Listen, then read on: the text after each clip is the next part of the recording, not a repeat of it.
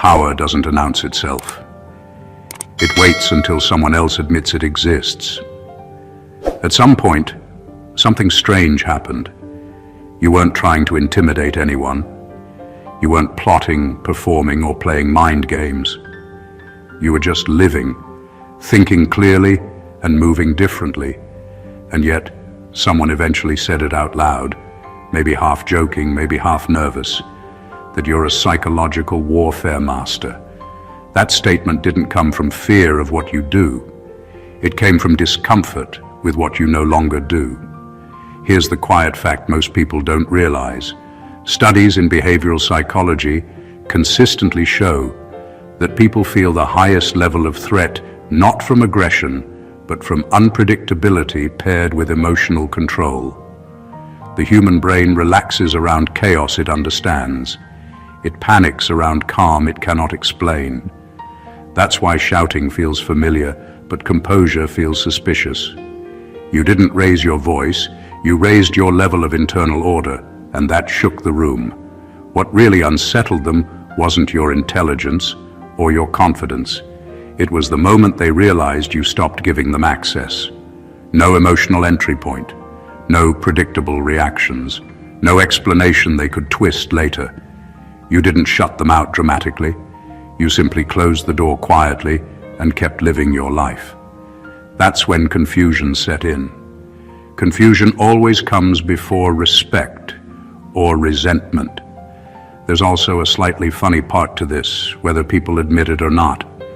The same individuals who used to underestimate you are now busy narrating your every move like amateur analysts in a low-budget documentary. You became strategic the moment you stopped being convenient. Funny how that works. This isn't about manipulation or control. It's about what happens when someone masters their inner world so well that it accidentally disrupts everyone else's. When self-discipline looks like strategy, when boundaries look like tactics, when peace of mind gets mistaken for a calculated plan. So if you've ever watched someone slowly realize they can't read you anymore, and then nervously label you something dramatic to make sense of it, this isn't coincidence. This is the unspoken psychology behind why self-mastery gets mistaken for warfare, and why your presence alone started forcing admissions nobody planned to make. Number one, you stopped reacting emotionally, and that dismantled their leverage. At first, nobody noticed it. That's the funny part. You didn't announce a change, didn't give a speech, didn't suddenly become cold or distant. You simply stopped feeding situations with emotion. And for people who were used to pulling reactions out of you, frustration, explanations, anger, over-justifying, that was like trying to start a fire with wet matches. Nothing caught. Most people don't realize how much of everyday power depends on emotional access. When someone can trigger you, they can steer you. They don't need authority, logic, or even truth. They just need a button. Once you stopped reacting, that button stopped working. And when a familiar tactic fails, it doesn't just confuse people, it exposes them. What made it unsettling wasn't your silence or calm on its own. It was the sudden imbalance. They were still operating emotionally while you weren't. Conversations that used to escalate now fell flat. Provocations that once sparked debates now landed nowhere. You weren't passive. You were unavailable to manipulation. That distinction matters. Here's the part people rarely admit. Emotional reactions reassure others that they still matter in your internal world. When you react, you're saying, you have influence here. When you don't, you're not insulting them. You're removing proof of relevance. That hits deeper than anger ever could. They began to feel naked. Their sarcasm sounded louder than intended. Their pressure felt obvious. Without your emotional response to mask it, their behavior stood alone, exposed and awkward. And the moment someone sees themselves clearly without the cover of your reactions, discomfort follows fast. You didn't become detached from life. You became selective with your energy. You chose response over reaction. You paused. You thought. You let things pass without chasing closure or control. That kind of restraint looks simple, but it's rare. It signals internal stability, and stability quietly outranks volatility in every psychological hierarchy. That's why the label appeared. Psychological warfare wasn't about strategy, it was projection. When their usual leverage disappeared, they needed an explanation that preserved their ego. Calling you calculated felt better than admitting they'd lost emotional access. In reality, you didn't overpower anyone. You outgrew the need to be pulled. And once emotional hooks stop working, the entire game changes, without you ever touching the board. Number 2, you made your inner life inaccessible, and it unsettled them. There was a time when people could read you easily, not because they were especially smart, but because you made yourself available. You explained your thoughts, shared your worries, clarified your intentions, and filled in the gaps before anyone even asked. It felt normal, even polite. But access slowly turned into entitlement, and before you knew it, people felt comfortable walking through your mental space without knocking. Then something changed. You stopped giving guided tours of your inner world, not out of bitterness or secrecy, but out of self-respect. You realized not everyone needs to know what you're thinking, planning, or feeling. Your answers became simpler, your explanations shorter. Your emotional life stopped being a public service. That shift did more than create boundaries. It disrupted expectations. People are deeply uncomfortable when they can't locate themselves in your mind. They want to know where they stand, not out of care, but out of control. When you stopped offering that reassurance, they felt unsteady. Conversations that once flowed easily now felt incomplete to them, even though nothing was actually missing. What unsettled them most was the absence of clues. No emotional breadcrumbs, no oversharing they could reinterpret later, no mental access they could use to predict your moves. You weren't hiding, you were containing, and containment signals maturity, even if people don't have the language for it. Without access to your inner life, they had to sit with their own assumptions. That's when discomfort grew. People project when they lack information. They fill silence with stories, motives, and narratives that say more about them than you. Suddenly, you were hard to read, different, or strategic, not because you changed who you are, but because you stopped explaining yourself to be liked. Here's the uncomfortable truth. Emotional transparency is often confused with honesty, but they're not the same thing. You can be honest without being exposed. When you learned that difference, your presence shifted. You became grounded, centered, and less available to influence. That's why they felt unsettled.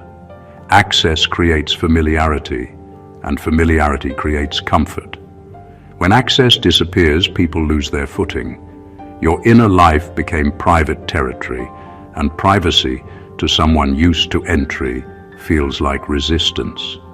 You didn't build walls, you built depth, and depth makes people realize how shallow their reach really was. Number 3, you learned their patterns faster than they realized.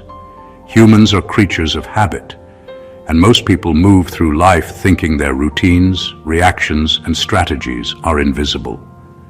They believe they are unpredictable, clever, or untouchable. The truth is, patterns reveal themselves quickly if you know where to look, and once you see them, you can predict more than they intend to show. That's exactly what happened. You weren't trying to be clever. You were simply paying attention, noticing repetitions, timing, and triggers. And while they assumed they were studying you, the roles had quietly reversed. They didn't notice at first. A pause here, a repeated phrase there, a small tell in their tone, tiny signals that everyone else ignores. But you were observing, memorizing, and internalizing. You began to anticipate their moves before they even made them, and that anticipation changed your behavior subtly. Conversations flowed differently because you weren't reacting in the old ways. You weren't reacting at all, at least not in the predictable ways they expected. And that is disorienting for anyone who thrives on manipulating responses. What made it even more unsettling was that this wasn't obvious. You weren't pointing out their weaknesses or calling them out. You simply behaved as if their moves didn't affect you, even when you had already figured them out. There is a quiet terror in realizing someone sees the invisible threads you thought were hidden. They start to second-guess themselves, overthink every gesture, and feel their control slipping without understanding why. The real power here is subtle. Learning patterns isn't about winning a confrontation. It's about knowing the terrain before they even realize it exists. Once you've mapped their tendencies, you can navigate interactions effortlessly, making it appear as though you are untouchable or omniscient. And to someone used to being in control, that reads like strategy, genius, or even intimidation, when in reality it's just observation applied consistently. You didn't need theatrics, you didn't need to announce it, you simply understood them better than they understood themselves, and that alone reshaped the entire dynamic. Once patterns are seen and held silently, the game changes, and the players don't even know the rules have been rewritten. Number 4, you stopped arguing facts and started exposing motives. Most people think winning a conversation is about proving who's right or who knows more. They assume logic and facts are weapons, and so they line up arguments like soldiers. But you discovered something far more powerful. People are terrified of having their motives exposed. Facts can be debated, numbers can be twisted, and stories can be reinterpreted. Motives, however, reveal intent, and intent is uncomfortable because it touches the part of ourselves we rarely admit exists. You didn't confront them head-on with accusations. You didn't point fingers or deliver a verdict. Instead, you responded to the why behind their actions. You noticed the subtle shifts, how their words were designed to provoke, how their compliments came with hidden critiques, how their stories were more about saving face than sharing truth. By addressing the underlying reason, you bypassed surface arguments entirely. Facts became irrelevant because their own intentions were staring them in the face, reflected back with precision they couldn't ignore. This is where most people get unsettled. They are used to controlling the narrative through visible means, debating points, proving expertise, or creating confusion. When someone targets motives instead, it's like holding a mirror to their hidden strategy. Suddenly, their manipulations are obvious not to outsiders, but to themselves. And that is far more destabilizing than losing a debate, because losing a debate is temporary, but confronting your own hidden motives is existential. You didn't need drama to do this. You didn't need to raise your voice or deliver monologues. By remaining composed and focused on intention, rather than surface facts, you forced them into a position of self-recognition. They realized that everything they thought was hidden was visible, and there was no clever way to defend it. What's remarkable is that this approach doesn't just shift power in the moment, it rewires perception. People start treating you differently because your attention feels surgical. You are no longer debating facts, you are illuminating truth. And truth, when aimed at motives, hits harder than any argument ever could. Once that realization occurs, respect, caution, or even fear quietly follows without you ever having to demand it. Number 5, you removed predictability from your behavior. Most people rely on patterns, habits, and expectations to feel safe in their interactions. They don't consciously notice it, but predictability is their invisible comfort blanket. When someone responds the way they expect, it reinforces control. When someone doesn't, it creates subtle panic, doubt, and unease. That's exactly what happened when you stopped being predictable. You didn't act randomly for show.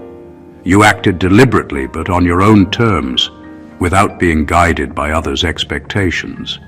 and the effect was immediate. Conversations became less like a game they could play and more like walking through a room where the furniture has shifted. They weren't sure where to lean, what to say, or how to respond. Every tactic they relied on, provoking anger, triggering guilt, applying pressure, stopped landing the way it used to. They were used to reading you like an open book. Suddenly the book was closed, and the pages were being rewritten in ways only you knew. That unpredictability didn't just confuse them. It undermined the sense of power they had assumed over you. The beauty of removing predictability isn't chaos. It's subtle control through self-mastery. You weren't acting erratically, you were acting freely, without obligations to satisfy expectations. They might have tried to force patterns onto you, interpreting every gesture, every word, every pause, but none of it fit the script they had memorized. And that's profoundly disorienting for someone who thrives on forecasting behavior. What's remarkable is how quickly this changes dynamics. They begin second-guessing themselves. They replay past interactions, trying to figure out what triggered the shift. They even start overanalyzing things you haven't done yet. Their mental energy, which used to be directed at influencing you, is now consumed with understanding you and failing. You didn't need to confront anyone or prove a point. You simply chose to live and respond in ways that honored your own timing, priorities, and boundaries. Predictability may comfort the manipulator, but when you remove it, you reclaim psychological space. In doing so, you shift the balance subtly but completely, and they realize too late that the person they thought they could predict has become untouchable, not because of force, but because of autonomy. Number 6, you didn't confront directly. You allowed self-exposure. Most people believe confrontation is the way to assert power. They think calling someone out, pointing fingers, or proving them wrong is the only way to gain control. You didn't play that game.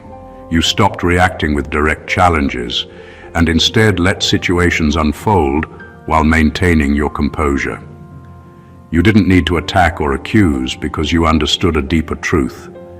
People reveal more about themselves when they feel in charge, and nothing exposes them faster than giving them the illusion of control. By stepping back and refusing to engage in the expected way, you created a subtle but overwhelming psychological pressure. You didn't need to say anything dramatic. Silence and restraint were enough. People started talking more, explaining themselves, justifying behaviors, and revealing intentions they would have otherwise hidden. And the remarkable part is that you didn't have to do a thing to provoke this. They did it themselves. This works because humans are wired to confirm their own narratives. When they think they are shaping the situation, they unconsciously over-explain, overshare, and stumble into self-exposure. They display inconsistencies, reveal insecurities, and highlight motives without realizing they're doing it. What would normally be hidden behind defensiveness now appeared in plain sight, and they had no idea they were showing you exactly what they wanted to keep secret. The power of this technique lies in its subtlety. You're not manipulating in an obvious way. You're simply observing, listening, and letting the other person's own behavior do the work for you. They believe they are leading, but in reality, they are walking right into the clarity you've quietly maintained. This flips the dynamic entirely. Instead of them evaluating you, you are now evaluating them, seeing their patterns, motives, and weaknesses as if they're standing still under a spotlight. You didn't need confrontation because confrontation demands energy and exposes you in return. By stepping aside, you forced self-exposure. They didn't just lose leverage, they unknowingly gave it away. And when they finally notice, it's too late. The realization that they've been revealing everything while thinking they controlled the interaction hits harder than any argument ever could. You didn't break them, they broke themselves with your presence as the silent catalyst. Number 7. You mastered restraint, not dominance. Most people confuse power with aggression, thinking that to be in control, you have to push, prove, or dominate. You didn't follow that script. You discovered a quieter, far more unsettling form of influence: restraint. By controlling yourself, by holding back impulses, words, and reactions, you created a presence that is impossible to manipulate. People are used to responding to force, but restraint is invisible until it hits them. It doesn't scream, it doesn't demand attention, yet it commands more authority than any overt act of dominance ever could. Restraint works because it flips the expected dynamic. When someone is aggressive, manipulative, or trying to provoke, they assume you will react in kind. They rely on your predictable emotional responses to validate their control. But when you choose not to react, when you pause, observe, and let things unfold without interference, you take away their leverage without confrontation. That's the subtle brilliance of restraint. It doesn't challenge them directly, it forces them to confront themselves. Their tactics lose power not because you overpowered them, but because you refuse to participate in the pattern they depend on. The impact of restraint is both immediate and long-lasting. It communicates self-discipline, stability, and independence in a way that aggression cannot. People sense it instinctively, even if they can't articulate why they feel unsettled. They notice that you are not controlled by impulse, not swayed by ego, and not dependent on approval. That calm, contained energy disrupts their assumptions about how influence works. Restraint also creates a psychological space where others reveal themselves. When you don't react, when you don't push back, people often overcompensate. They over-explain, over-justify, and in doing so expose motives, fears, and patterns that were hidden before. You become a silent mirror, and what they see is far more revealing than anything you could have forced out of them. Mastering restraint is not about winning arguments or asserting dominance. It's about owning yourself fully. And when you do that, the world around you begins to shift, not because you attacked, but because you refused to be moved. True psychological power lies in this quiet mastery, and it's far more disruptive than aggression ever is. Number 8. You refuse to compete for validation. Most people live their lives seeking approval without even realizing it. They shape their words, actions, and even thoughts around what others will accept, admire, or approve. That constant chase creates invisible chains, and anyone who notices them can pull, prod, and manipulate at will. You stopped playing that game.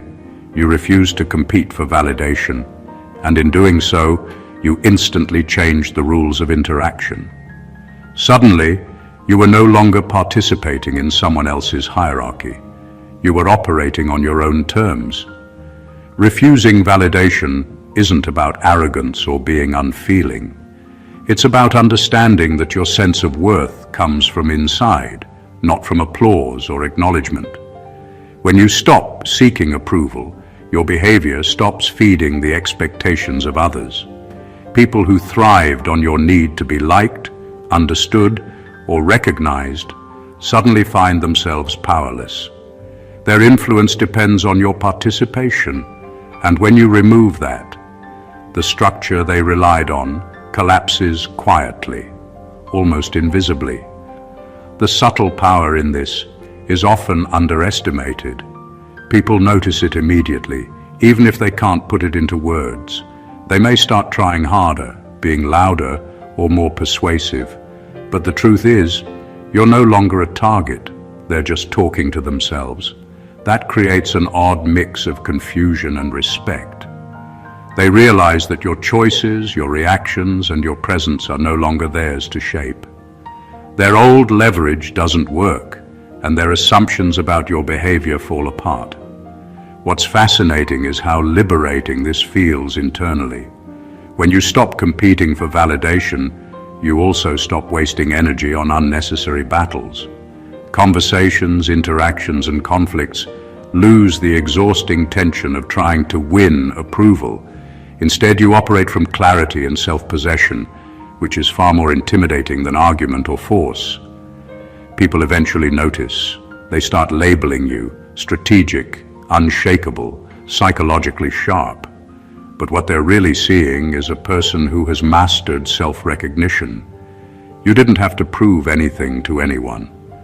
By refusing validation, you revealed a quiet dominance that can't be claimed or challenged. It's the kind of power that doesn't announce itself, yet leaves a permanent impression on everyone who thought they could control it.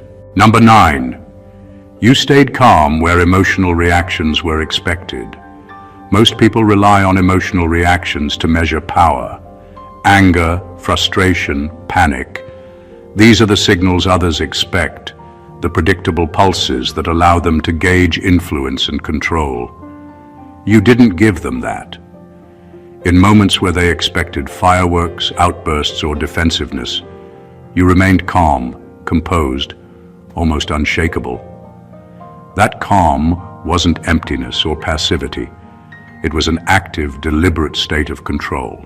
And that simple shift unsettled everything around you. Staying calm in high-pressure or provocative situations does more than signal self-control. It dismantles their assumptions. People are used to chaos and reactivity because that's the environment they operate in themselves. When someone refuses to meet them on that level, it throws off their internal map. They start overthinking their approach, second-guessing their strategy, and questioning whether they actually understand the dynamics at all. That uncertainty, invisible to the casual observer, is a form of quiet dominance. What makes this powerful is how it redirects attention.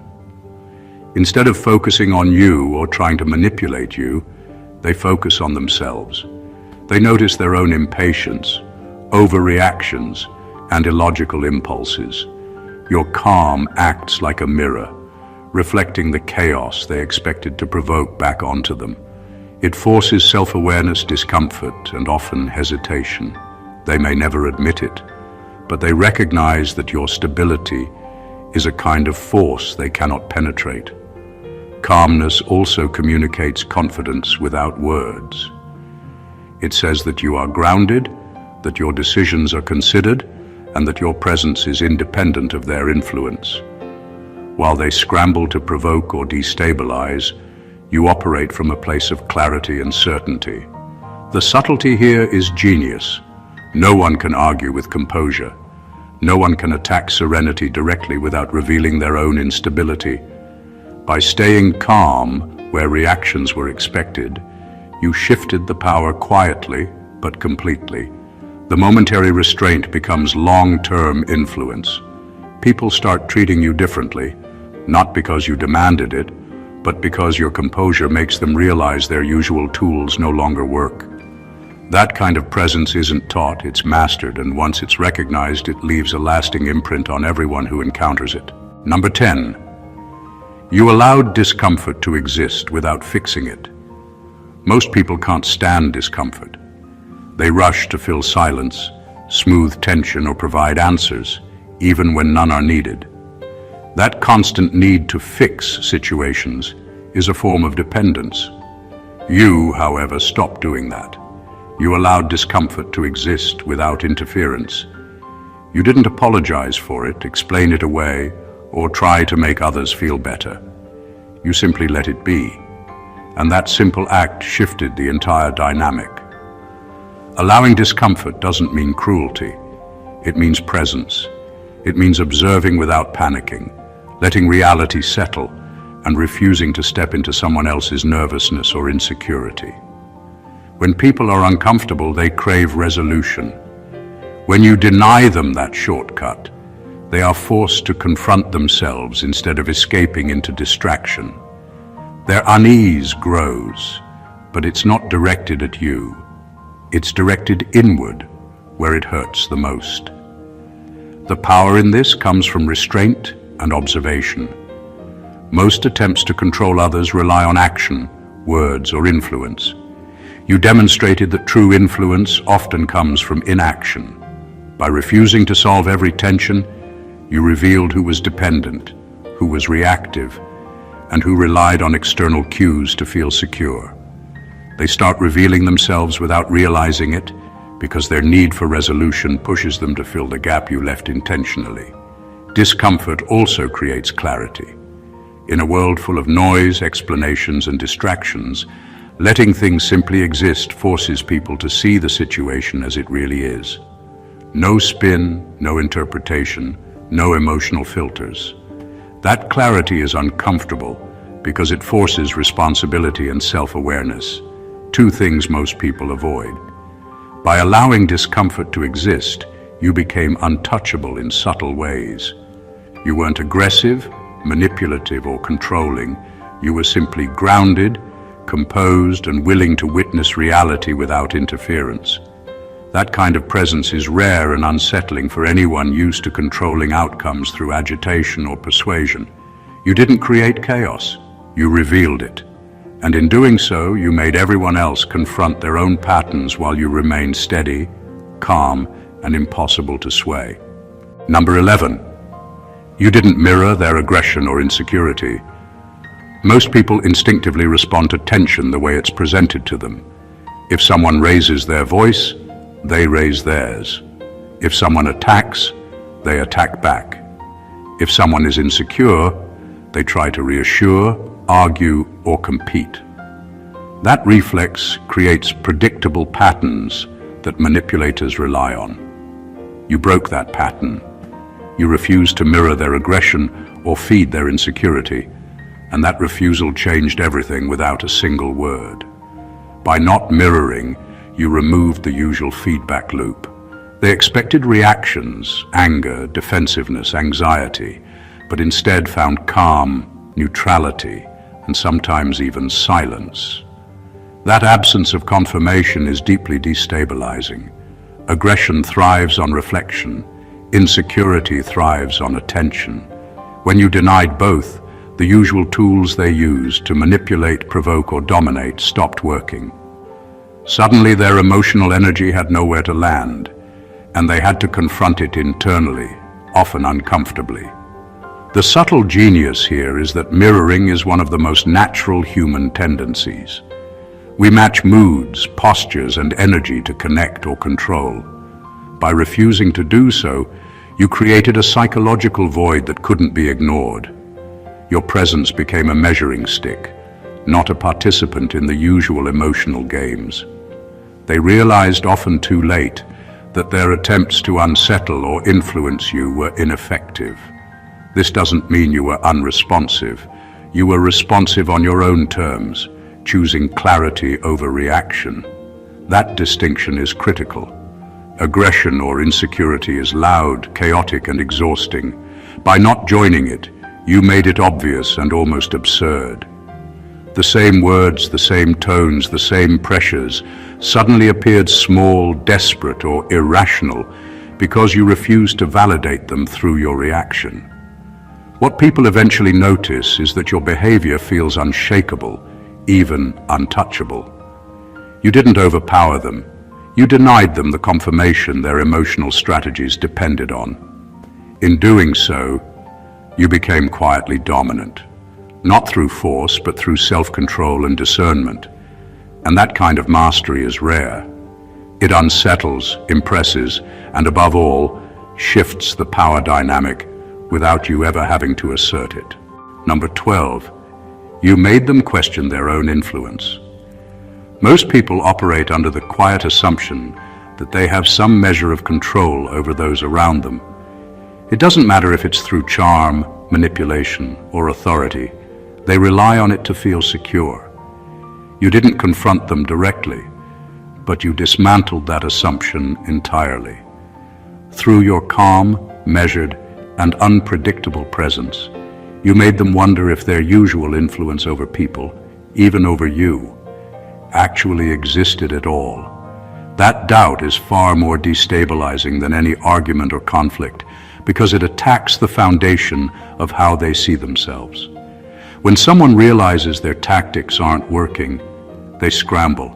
They replay interactions, dissect their own words, and second-guess every move they thought was clever.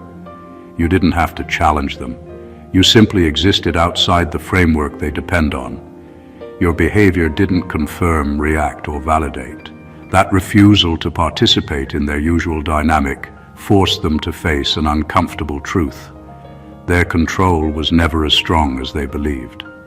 This kind of disruption works quietly but powerfully. Influence is a currency, and when you stop spending it on the person trying to control you, they feel bankrupt. They notice subtle things first: the lack of reaction, the refusal to justify, the calm in moments designed to provoke. Over time, these small moments accumulate into a realization that the levers they thought existed are missing. That's when doubt creeps in, and doubt is corrosive because it breeds hesitation, overthinking, and insecurity. What makes it even more profound is that you didn't need force or manipulation to achieve it. You didn't need to assert superiority or dominate the conversation. By simply controlling yourself and refusing to participate in the usual power games, you created a psychological vacuum. They were left staring into it, trying to reconcile why they felt powerless in a situation where they expected to succeed. The irony is that influence is only real when it is recognized by the other person. By making them question theirs, you revealed the true source of power: self-mastery. Once that realization hits, everything changes. They may try harder, react differently, or even mask their unease. But underneath, they know that the game they thought they were winning is no longer theirs to play. Number 13, you operated from self-containment, not performance. Most people measure influence by how loudly they can be seen or how convincingly they can perform. They believe control comes from gestures, words, and actions meant to impress, intimidate, or persuade. You didn't play that game. You operated from self-containment. Your sense of power and stability came from within, not from the reactions you provoked in others. That difference is subtle but seismic. People can imitate performance, but self-containment is unmistakable, and it cannot be faked. Self-containment shows itself in quiet ways: a steady tone of voice when everyone else is flustered, an unshaken posture when tension rises, a focus on clarity when confusion swirls around you. You didn't need to assert dominance because your inner equilibrium communicated authority on its own. People noticed that you were present, fully grounded, and not dependent on approval, applause, or the validation of others. That made them uneasy in ways that performance never could. They realized that no clever trick, emotional push, or subtle manipulation would get a predictable result from you anymore. What makes self-containment so powerful is that it exposes the superficiality of others. People who rely on performance, whether charm, aggression, or dramatics, look desperate when faced with someone whose energy is self-contained. Your presence becomes a mirror, showing them how much of their influence depends on external reactions, and that reflection is rarely comfortable. They see their patterns, their insecurities, and their dependence on others' responses, all without you saying a word. Another layer of power lies in permanence. Performance fades. It requires constant upkeep and attention. Self-containment doesn't. Once you've anchored yourself internally, no external chaos can shake you. You no longer need to prove, manipulate, or perform. You simply exist, and that existence carries weight because it doesn't bend to anyone else's narrative. By operating from self-containment, you shifted the dynamic completely. Influence now emanates from your presence, not your actions. People notice it instinctively, even if they can't articulate why. That kind of power doesn't demand recognition. It commands it quietly, and once it's felt, it leaves an indelible impression. Number 14. You didn't try to control them. You controlled yourself. Most people confuse influence with manipulation. They think power comes from steering others, controlling outcomes, or bending situations to their will. You didn't fall into that trap. You understood that the real game isn't about others, it's about mastery over yourself. By controlling your thoughts, reactions, and emotions, you created an invisible authority that no one could touch, predict, or challenge. That's what makes it terrifying and fascinating to people who thought they could manipulate you. Controlling yourself doesn't mean suppressing feelings or pretending to be calm. It means being fully aware of your impulses and choosing when and how to act. It means knowing your priorities, understanding your triggers, and refusing to let someone else dictate your internal state. That quiet mastery transforms interactions. Suddenly, you are no longer participating in the chaos others rely on to feel dominant. They throw their usual tactics at you: provocation, guilt, manipulation, even charm, and nothing lands because you are operating from an unshakable center. The effect is subtle but undeniable. People around you begin to feel exposed. They sense that their attempts to push, provoke, or influence are useless. Their usual levers of control vanish because you are not reacting predictably. They are left to confront their own intentions, insecurities, and patterns without the usual validation that comes from seeing a response. That reflection is unnerving. They may laugh it off, rationalize it, or even try harder. But the truth is, you've removed their power without needing to claim any. Self-control also communicates strength in ways words cannot. It signals discipline, awareness, and independence. People instinctively respect it, even if they can't explain why. It creates the rare combination of calm authority and invisibly felt dominance that doesn't require demonstration. You didn't need to prove anything, perform any strategy, or fight any battle. By simply mastering yourself, you change the rules of engagement. In the end, this is the ultimate psychological advantage. Those around you may think you're a master of strategy or manipulation, but the truth is simpler and far more powerful. You didn't need to control them because you controlled the only thing that truly matters: you. And once that control exists, everything else falls into perspective, leaving others to realize that influence is not granted, it is earned through self-mastery. Conclusion: the truth is simple, yet few ever truly grasp it. Real psychological power doesn't come from forcing others, winning arguments, or controlling situations. It comes from mastering yourself. Every subtle shift, the calm when chaos was expected, the restraint when others demanded reaction, the refusal to compete for validation, the quiet observation of patterns, wasn't about manipulation. It was about self-possession. By controlling your thoughts, reactions, and inner world, you created a presence so grounded that others could no longer predict, provoke, or influence you. They weren't defeated by force. They were confronted by clarity, consistency, and self-containment. What emerges from all of this is a profound understanding of human behavior. People are shaped by expectations, emotional triggers, and their assumptions about others. When you remove yourself from those predictable dynamics, you disrupt their sense of control. They reveal themselves, question their influence, and stumble over motives they can no longer hide. And while they panic internally, your power quietly grows.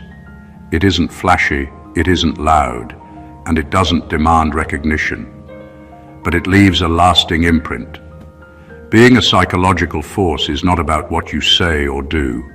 It's about what you allow to happen around you without losing your balance. It's about observing, containing, and responding on your own terms.